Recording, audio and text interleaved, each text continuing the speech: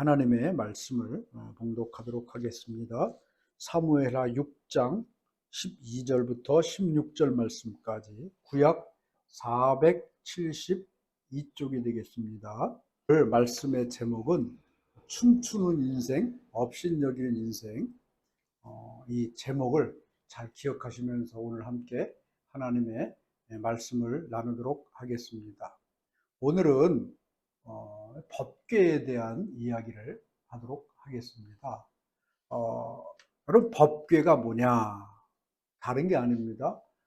하나님의 말씀이 그 안에 들어있는, 그래서 십계명이 들어있는 돌판을 말하는 겁니다. 이 법궤라는 것은 이스라엘 백성들에게 있어서는 하나님이 그들과 함께 한다는 그런 상징적인 의미가 있어요. 여러분, 하나님은 어디에 계십니까?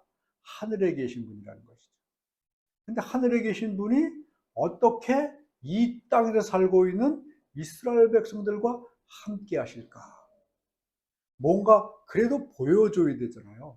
그래서 하나님께서는 이 모세를 통하여서 이스라엘 백성들에게 뭘 주셨냐 하면 법궤를 주셨어요. 법궤라는 게 뭐냐? 하나님이 이스라엘 백성들 너희와 함께 한다는 그런 상징적인 의미가 있다는 것이죠. 여러분, 이스라엘 백성들이 처음에 이 애굽 땅에서 노예 생활하면서 크게 고통을 당하지 않습니까? 크게 고통을 당하다가 이제 모세의 인도로 홍해를 건너서 가나안 땅을 광야를 지나서 가나안 땅까지 들어가는 그 과정 가운데 이 법궤는 언제 하나님께서 이스라엘 백성들에게 주셨냐 하면 이 광야에서 시내산에서 모세를 통해서 하나님께서 법궤를 주셨어요. 그래서 법궤가 너희와 함께 하시는 하나님의 상징이다. 그래서 모든 이스라엘 백성들의 생활과 그 다음에 믿음의 중심이 이 법궤라는 곳에 있었습니다. 그래서 이스라엘 백성들이 여러분 광야를 몇 년 거쳤냐 하면 40년을 지났지 않습니까? 40년을 지나면서 이들은 계속해서 행진할 때도 있고 그 다음에 또 어디서 머물러서 천막을 치고 몇 달씩 정착하기도 하고 그러면서 40년을 이 광야에서 지냈습니다. 이스라엘 백성들이 이 광야를 행진하는 때는 맨 앞에 이 법궤가 이스라엘 백성들을 인도했습니다. 그리고 이들이 뭐 오아시스나 이런 데를 만나가지고 몇 달이고 뭐 1년이고 또 며칠이고 정착을 할 때에는 그 법궤가 이스라엘 백성들 전체 한 가운데에 이 법궤가 놓여 있어가지고 거기 법궤는 이스라엘 백성들의 모든 삶의 중심이 되게 되었던 겁니다. 그런데 여러분, 이 이스라엘 백성들이 이 광야에서는 모든 삶의 중심이 법궤, 또 법궤를 둘러싸고 있는 성막 중심의 삶이었습니다. 그런데 이들이 이제 광야를 지나서 요단강을 건너서 가나안 땅에 도착을 했지 않습니까? 이제 이들은 더 이상 행군할 필요도 없고 더 이상 여러 가지 뭐 하늘에서 하나님께서 주시는 만나를 먹거나 또 메추라기를 보내서 고기를 먹는 그런 기적이 필요하지 않은 때가 되었습니다.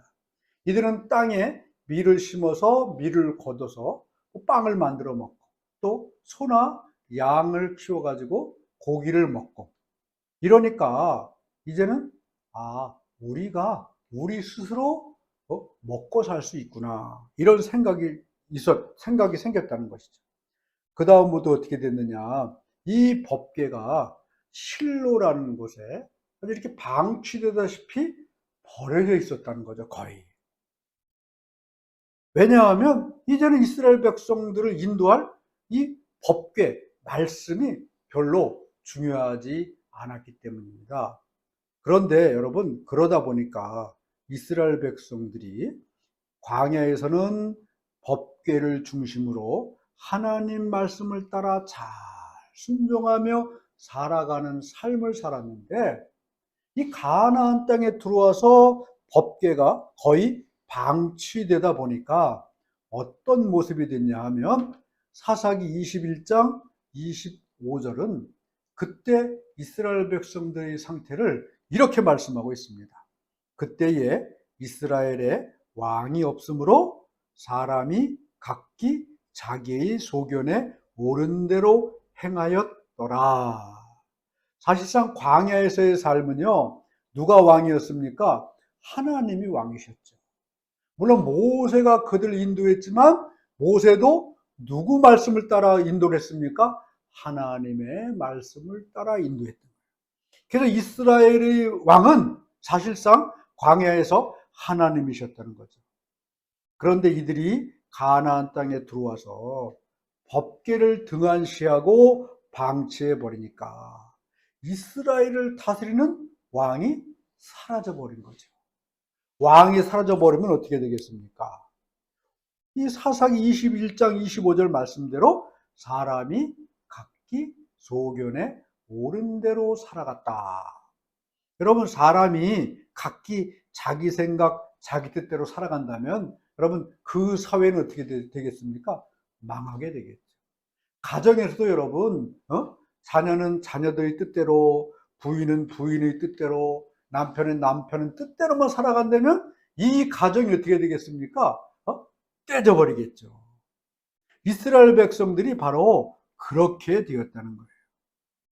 각기 소견에 옳은 대로 살아가니까 나라가 계속해서 약해지고, 그 다음에 적국이 여기저기서 들어와 가지고 이 이스라엘 백성들을 지배하고 많은 그런 고통의 삶을 살게 되었다는 겁니다. 그런데 그런 과정 가운데에 이 하나님의 임재의 상징인 법궤가 실로라는 곳에 오래되어 있다가 또 여기저기 옮겨가다가 오벳 에돔이라는 사람의 집에 그게 있게 되었어요. 그런데 여러분, 이 오벳 에돔이라는 사람의 집에 법궤가 이게 들어가 있는데, 그 오벳 에돔의 집이 크게 하나님의 복을 받기 시작하는 겁니다. 사랑하는 우리 성도 여러분, 하나님의 말씀은 분명한 것은 우리를 망하게 하시려는 것이 아니라 우리에게 복 주시려 하는 것이 하나님의 말씀인 줄로 믿으시기를 간절히 축원합니다. 그래가지고 여러분, 이 오벳 에돔의 집에 있던 이 하나님의 법궤를 이제 다윗이 왕이 돼가지고, 야, 하나님의 그 거룩한 법궤가 저렇게 한 곳에 방치해서 쓸쓸히 저렇게 있는 모습이 너무너무 안타까운 거예요. 그래가지고 이 다윗이 이 하나님의 법궤를 예루살렘으로 옮겨야 되겠다 해가지고 옮기기 시작을 합니다. 바로 그 과정이 오늘 말씀에 나오는 거예요. 그런데 이 법궤를 옮기기 위해서는 하나님이 허락하신 특별한 법이 있는데, 제사장들이 어깨에 메어가지고 법궤를 옮기게끔 되어 있습니다. 그래서 오늘 말씀을 보면 제사장들이 법궤를 메고 6걸음 이렇게 걸어가다 보면, 걸어갈 때 이 백성들과 다윗 왕은 어떻게 하고 있습니까? 그 법궤로 인하여서 기쁨과 즐거움을 아주 충만한 모습을 볼 수 있어요. 그리고 이 다윗 왕은 그 법궤가 예루살렘으로 옮겨가는 그것 때문에 얼마나 기뻤던지, 그 법궤 곁에서 옷이 다 흘러내릴 정도로, 아랫돌이 그 바지가 흘러내릴 정도로 막 춤을 추며 기뻐하는 그런 모습을 오늘 말씀은 보여주고 있습니다. 그런데 여러분, 이렇게 법궤를 옮기고 온 백성과 다윗 왕이 이 법궤 옆에서 기뻐하고 즐거워하고 춤을 추고 있는 이 모습 가운데 또 다른 사람의 모습이 보였다는 거죠. 그 사람의 모습이 어떤 모습이고 누구였겠습니까? 오늘 본문 사무엘하 6장 16절 말씀을 우리 같이 한번 읽어보도록 하겠습니다. 읽습니다. 시작. 여호와의 궤가 다윗성으로 들어올 때에 사울의 딸 미갈이 창으로 내다보다가 다윗 왕이 여호와 앞에서 뛰놀며 춤추는 것을 보고 심중에 그를 업신 여기니라. 오늘 여러분 이 말씀에 누가 나와요? 미갈이라는 여인이 나오는데, 이 미갈은 그 사울 왕의 딸이고 이 다윗의 부인이었어요. 왕비죠, 왕비. 많은 사람들이 지금 하나님의 법궤가 다윗성 예루살렘으로 들어오는 것을 보고 그 법궤와 함께 기뻐하며 즐거워하면서 법궤 곁에서 춤추고 노래하고 있을 때, 여러분 이 미갈이라는 여인은 어떻게 하고 있습니까? 왕궁 높은 곳에서 그 창을 통해 그 법궤를 내려다보고 있는 그런 모습을 볼 수 있습니다. 내려다보니까 어떤 모습이 보입니까? 법궤는 옮겨지고 있는데 그 법궤 주위에 많은 사람들이 노래하고 춤추며 기뻐해요. 그 중에 누구 모습이 들어옵니까? 왕, 자기 남편. 근데 이 왕이 얼마나 기뻐하고 정말 즐거워했던지 막 허리춤이 내려갈 정도로 춤추며 지금 노래하고는 그런 모습을 보고 있다는 것이죠. 그런 모습을 보고 지금 이 미갈이 어떻게 합니까? 그 모습을 업신여겨 보았다. 이렇게 지금 말씀하고 있습니다. 사랑하는 우리 성도 여러분, 법궤는 누구를 상징하는 겁니까? 하나님을 상징하는 겁니다. 그리고 법궤는 하나님의 말씀을 말하는 거예요. 오늘 이 시간에 우리는 여러분 이 말씀을 통해서 깨달아야 될 두 가지가 있습니다. 하나님의 말씀이 어떤 사람에게는 즐거움과 기쁨이 될 수 있지만 또 어떤 사람에게는 저주와 진노가 될 수 있다는 사실입니다. 여러분, 다윗 왕이 이렇게 하나님의 법궤를 옮기는 과정 가운데 하나님의 법궤 옆에서 춤추고 노래하고 기뻐하는 그 모든 모습을 누가 보셨습니까? 하나님이 보셨다는 거예요. 하나님의 거룩한 법궤를 사랑하고 그 법궤 곁에서 춤추고 노래하는 이 다윗의 모습을 하나님이 보셨다는 거죠. 그래가지고 하나님이 다윗에게 이렇게 말씀을 하십니다. 사무엘하 7장 8절과 9절은요, 다윗을 향하여 이렇게 말해요. 그러므로 이제 내 종 다윗에게 이와 같이 말하라. 만군의 여호와께서 이와 같이 말씀하시기를 내가 너를 목장 곧 양을 따르는 데에서 데려다가 내 백성 이스라엘의 주권자로 삼고 네가 가는 모든 곳에서 내가 너와 함께 있어 내 모든 원수를 네 앞에서 멸하였은즉 땅에서 위대한 자들의 이름같이 네 이름을 위대하게 만들어 주리라. 여러분, 하나님, 다윗은 하나님의 법궤 곁에서 법궤와 함께 동행을 하면서 춤추고 노래하고 기뻐했더니 하나님께서 어떻게 말씀하고 있습니까? 이렇게 말씀하셨다는 거죠. 땅에서 위대한 자들의 이름같이 네 이름을 위대하게 만들어 주리라. 결국 여러분, 다윗은 어떻게 됐습니까? 이스라엘 나라의 가장 위대한 왕이 되었고, 또 여러분, 하나님을 섬기는 많은 사람 가운데 정말 하나님의 복을 받는 놀라운 그런 사람이 되게 되었다는 겁니다. 그런데 여러분, 이 미갈이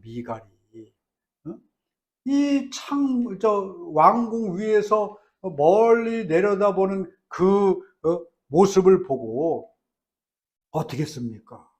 아주 이 춤추는 다윗을 업신여겼어요. 그리고 하나님의 법궤를 업신여겼다는 거죠. 그랬을 때 어떤 일이 벌어졌습니까? 오늘 말씀 사무엘하 6장 20절은요, 이런 미가를 향해 아주 그냥 진노의 말씀을 하신다는 거죠. 제가 한번 읽어보겠습니다. 지금 이스라엘 왕이 오늘 어떻게 영화로우신지 방탕한 자가 염치 없이 자기 몸을 드러내는 것처럼 오늘 그의 신복의 계집종의 눈앞에서 몸을 드러내셨도다 라고 지금 미갈은 집으로 돌아온 다윗 왕을 향하여서 아주 비난의 화살을 돌립니다. 아니, 왕이 어떻게 그렇게 채통도 없이 춤추면서 바지춤이 내려가는 것도 모를 정도로 그렇게 춤에 취해 있습니까? 그럼 이렇게 지금 다윗을 업신여기고 비꼽니다. 그 결과가 어떻게 되었습니까? 오늘 말씀 6장 23절은요. 미갈을 향하여 이렇게 말합니다. 그러므로 사울의 딸 미갈이 죽는 날까지 그에게 자식이 없으니라.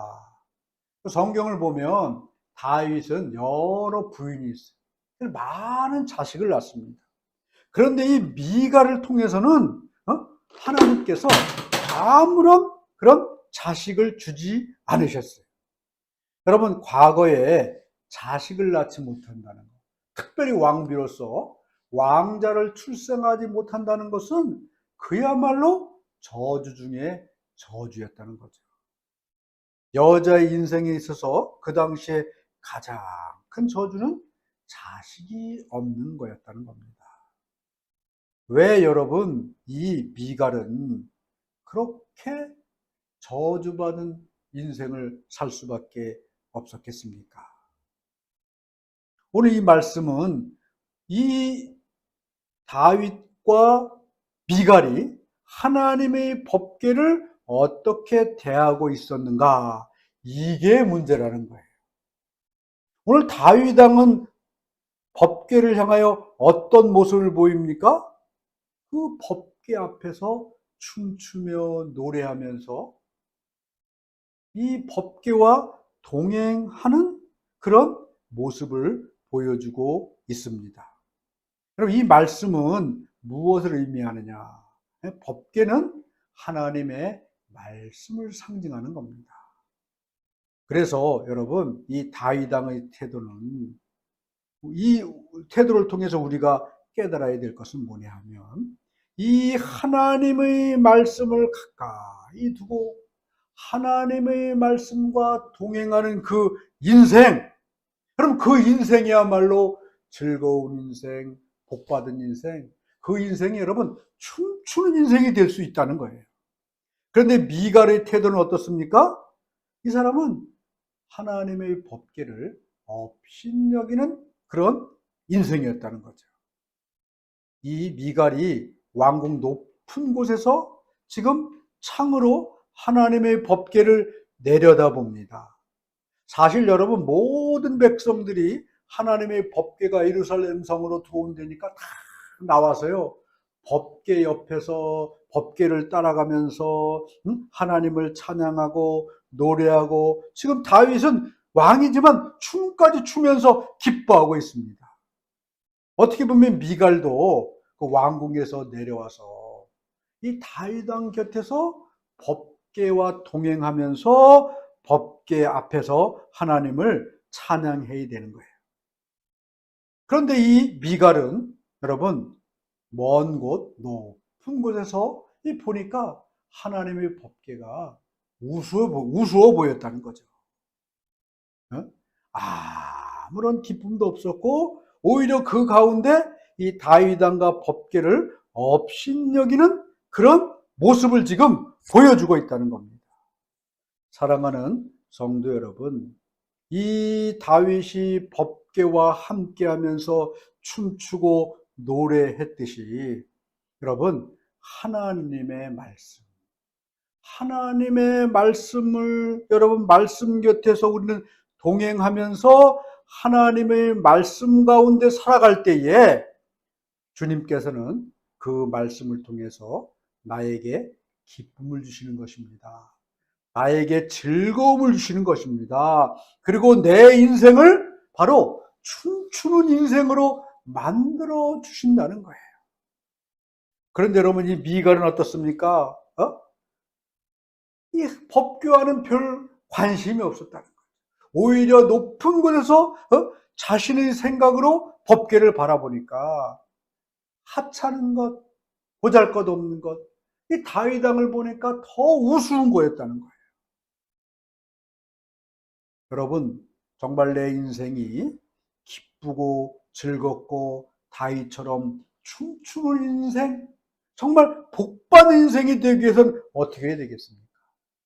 다윗 왕처럼 하나님의 법계, 하나님의 말씀을 정말 내 가장 가까이에 두고 그 말씀을 따라 내가 그 말씀 가운데 동행할 때, 여러분, 그 인생은 다윗처럼 즐거운 인생이 되는 것이고, 다윗처럼 여러분 행복한 인생이 되는 것이고, 다윗처럼 춤추는 인생으로 누가 그를 만들어 주십니까?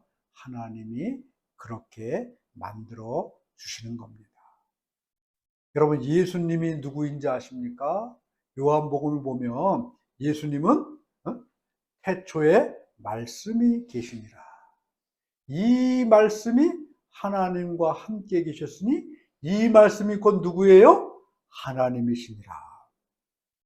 예수님은 하늘의 말씀으로 있었던 하나님이셨습니다.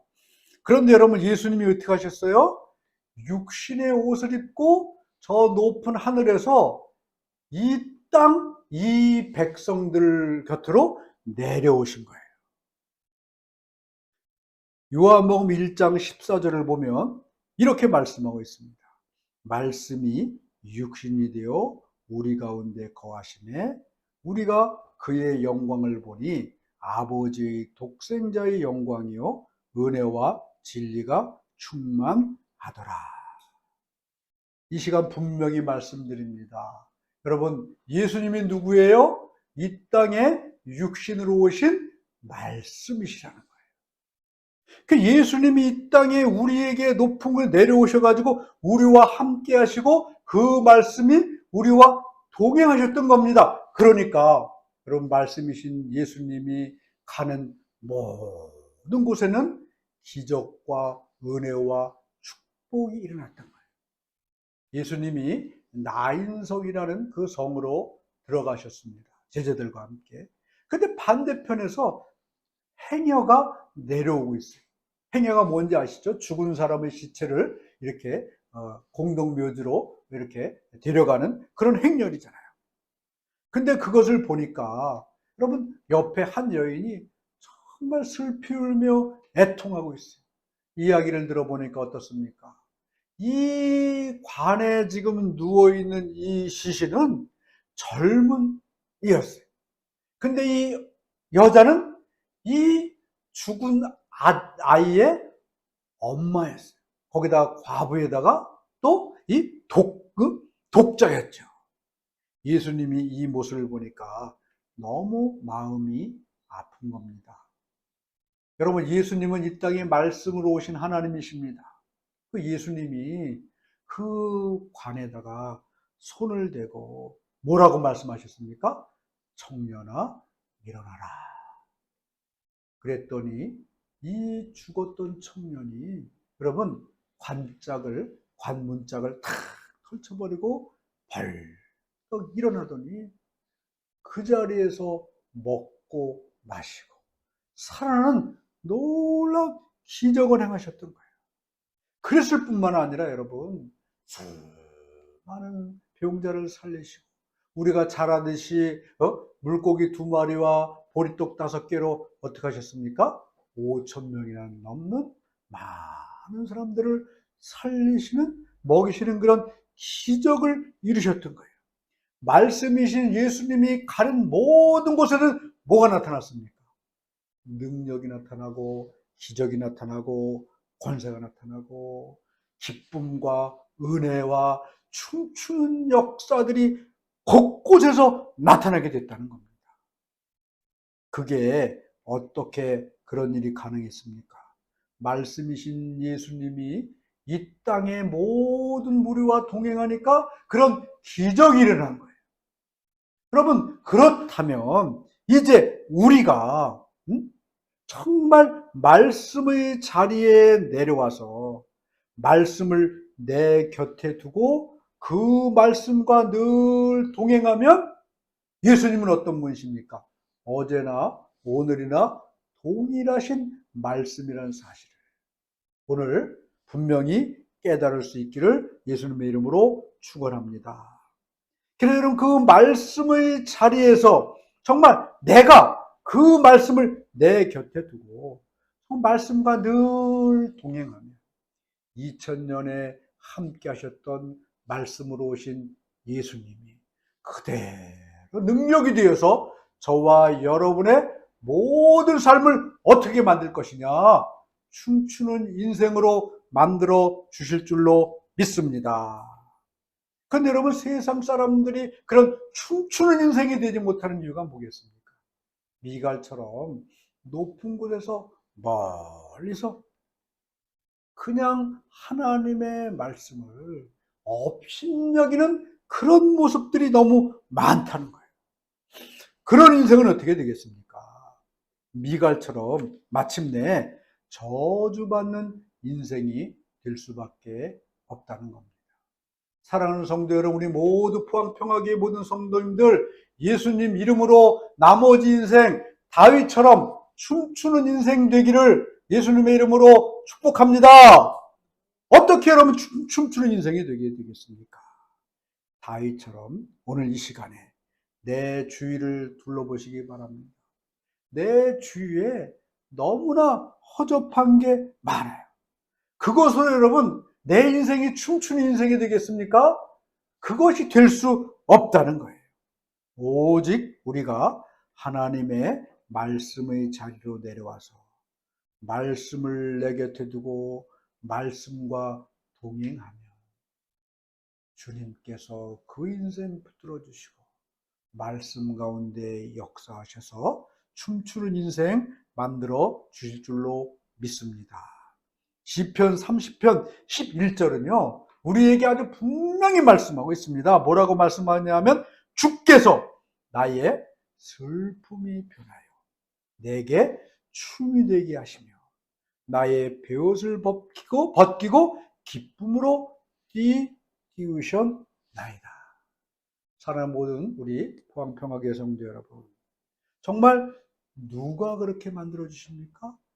하나님의 거룩한 말씀이 이 땅에 말씀으로 오신 예수 그리스도가 내가 그분과 동행하고 그 말씀을 내 곁에 두고 살아갈 때에 그 말씀이 여러분 슬픔이 변하여 춤이 되게 하시는 것이고 나의 베옷을 벗기고 기쁨의 띠를 띄워 주시는 것입니다.